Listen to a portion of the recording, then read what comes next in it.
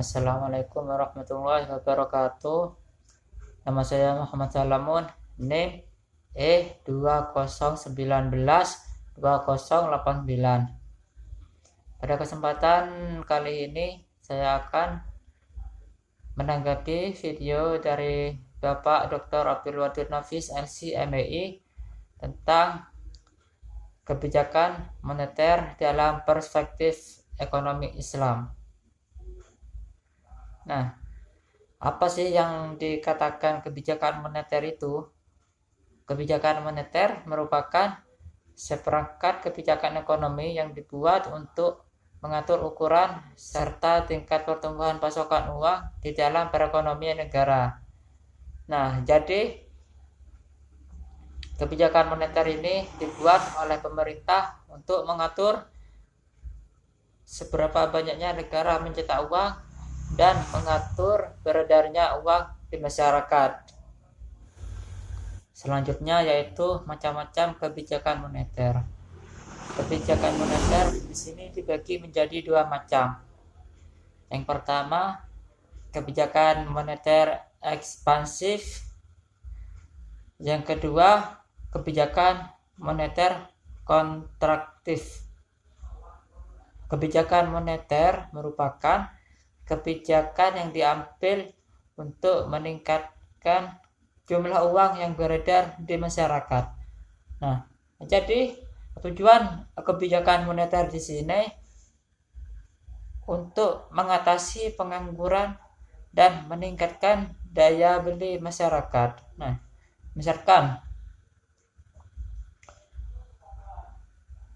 di masyarakat terdapat harga-harga yang sangat murah sekali. Nah, maka otomatis yang sebagai produsen tersebut tidak akan memproduksi. Dan sebaliknya, ketika harga itu naik atau harga itu mahal sekali, maka yang konsumsi itu tidak akan membeli suatu barang tersebut karena mahal. Nah, disinilah kebijakan moneter yang bertujuan untuk menstabilkan harga-harga barang tersebut, tidak terlalu tinggi dan tidak terlalu rendah. Kebijakan selanjutnya yaitu kebijakan kontraktif. Kebijakan kontraktif merupakan kebijakan untuk mengurangi jumlah uang yang beredar. Nah, kebijakan ini sebaliknya dari kebijakan ekspansif. Kalau kebijakan ekspansif yaitu kebijakan moneter yang bertujuan untuk meningkatkan jumlah uang yang beredar. Nah, selanjutnya kebijakan kontraktif ini kebijakan moneter yang bertujuan untuk menurunkan jumlah uang yang beredar.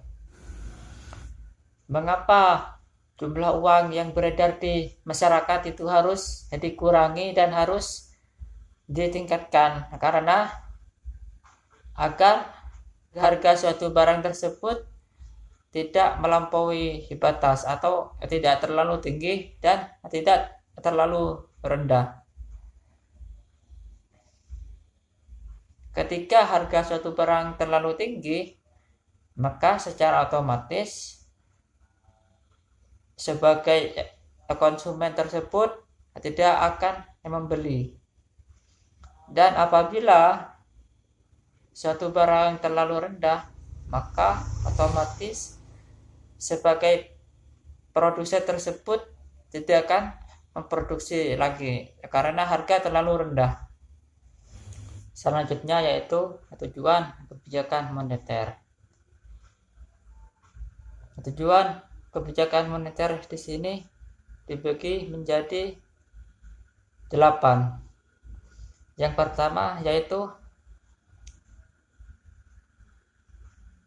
mengedarkan uang sebagai alat pertukaran dalam perekonomian.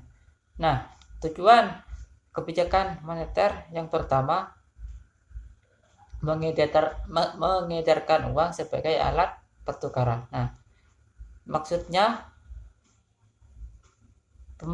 pemerintah mengedarkan uang sebagai alat pertukaran antara orang yang satu dengan orang yang lainnya.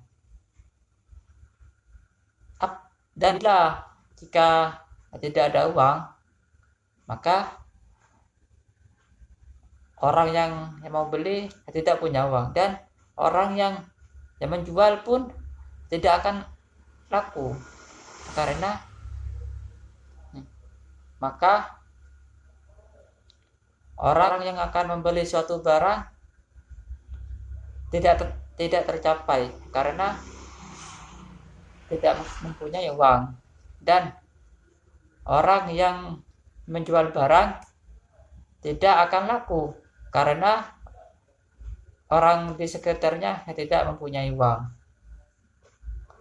Selanjutnya, menjaga kestabilan harga. Nah, ini menjaga kestabilan harga suatu barang di masyarakat. Harga tersebut tidak akan terlalu tinggi dan tidak akan terlalu rendah.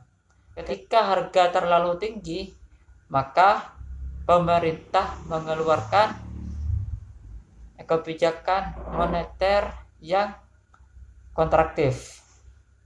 Dan apabila suatu harga terlalu rendah, maka pemerintah mengeluarkan kebijakan moneter yang ekspansif, menaikkan jumlah uang yang beredar di masyarakat.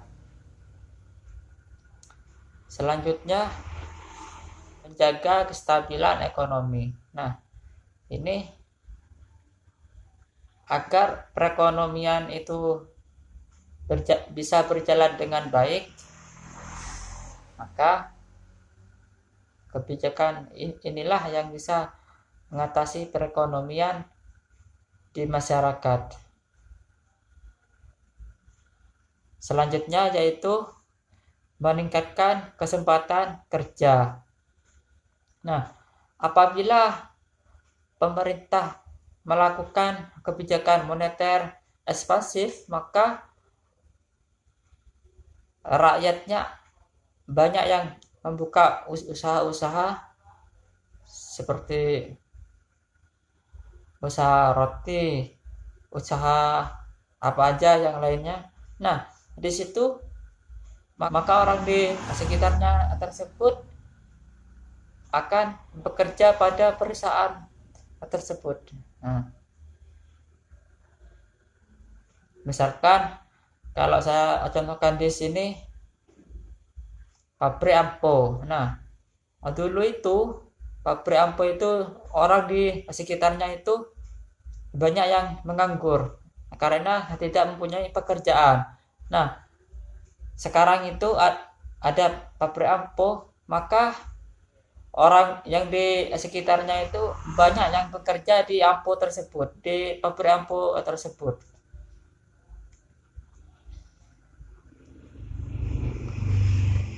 Selanjutnya, memperbaiki neraca perdagangan kerja masyarakat. Nah, apabila perekonomian itu membaik, maka neraca perdagangan ini akan menjadi baik pula. Selanjutnya, distribusi likuiditas yang optimal. Artinya uang yang beredar di masyarakat itu bisa optimal. Tidak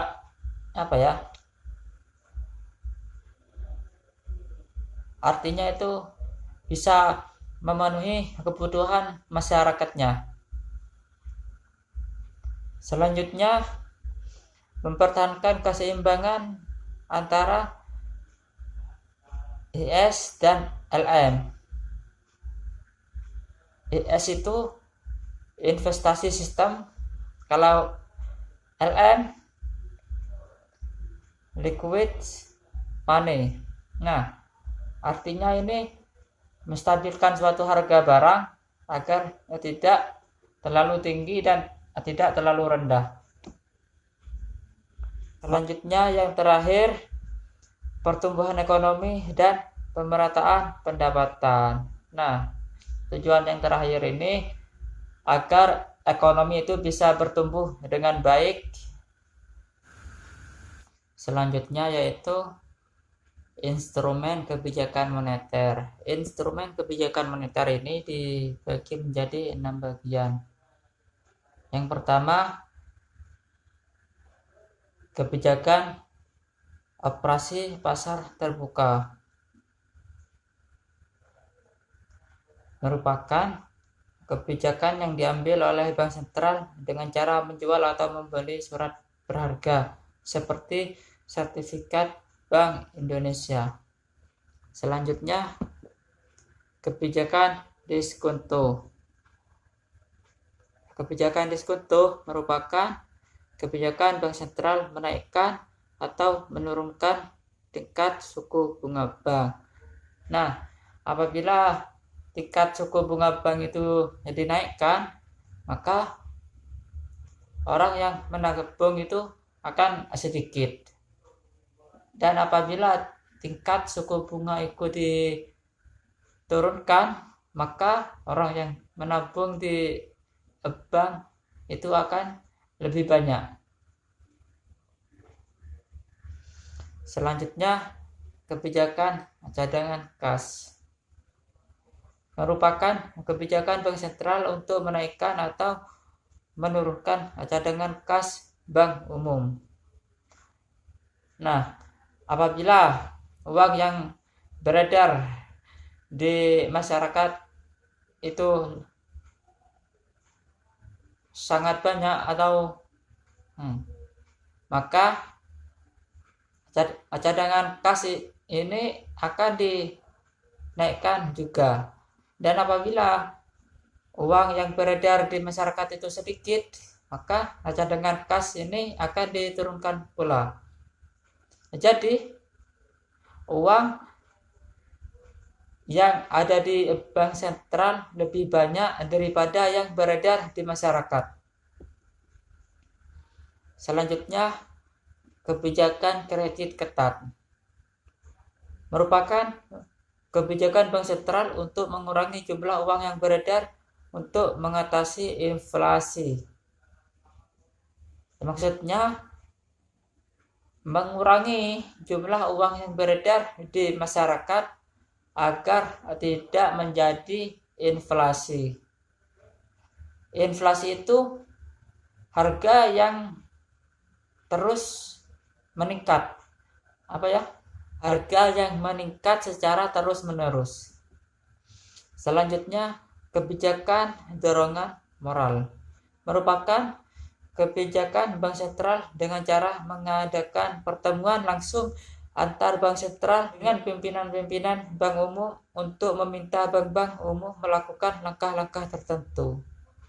Nah, misalkan bank sentral mengadakan rapat dengan pimpinan bank umum untuk melakukan inflasi ataupun untuk melakukan deflasi. Selanjutnya yang terakhir, penyesuaian tingkat suku bunga. Nah, apabila suku bunga rendah, maka uang yang beredar di masyarakat itu akan banyak. Dan apabila suku bunga itu naik, maka uang yang beredar di masyarakat itu akan sedikit. Jadi, suku bunga itu harus disesuaikan dengan situasi dan kondisi tersebut. Ketika uang yang beredar di masyarakat tersebut banyak, maka suku bunga itu harus dinaikkan. Dan ketika uang yang beredar di masyarakat itu sedikit, maka suku bunga tersebut harus diturunkan. selanjutnya yaitu mazhab kebijakan ekonomi moneter dalam perspektif Islam. Mazhab di sini dibagi menjadi dua macam. Yang pertama iktishaduna, yang kedua mainstream. Mazhab iktishaduna, pada masa awal Islam tidak diperlukan suatu kebijakan moneter karena sistem perbankan hampir tidak ada dan penggunaan uang sangat minim. Jadi tidak ada alasan yang memadai untuk melakukan perubahan-perubahan terhadap penawaran akan uang melalui diskresioner. Mazhab yang kedua mainstream. Tujuan kebijakan moneter pemerintah yaitu memaksimalisasi alokasi sumber daya untuk kegiatan ekonomi produktif. Al-Quran melarang praktek penumpukan uang karena membuat uang tersebut tidak memberikan manfaat terhadap peningkatan kesejahteraan masyarakat. Oleh sebab itu, mazhab ini merancang sebuah instrumen kebijakan yang ditujukan untuk mempengaruhi besar kecilnya permintaan akan uang agar dapat dialokasikan pada peningkatan produktivitas perekonomian secara keseluruhan. Sekian dari tanggapan saya. Apabila ada kesalahan, saya mohon maaf yang sebesar-besarnya. Bila taufiq wal hidayah wal inayah. Wassalamualaikum warahmatullahi wabarakatuh.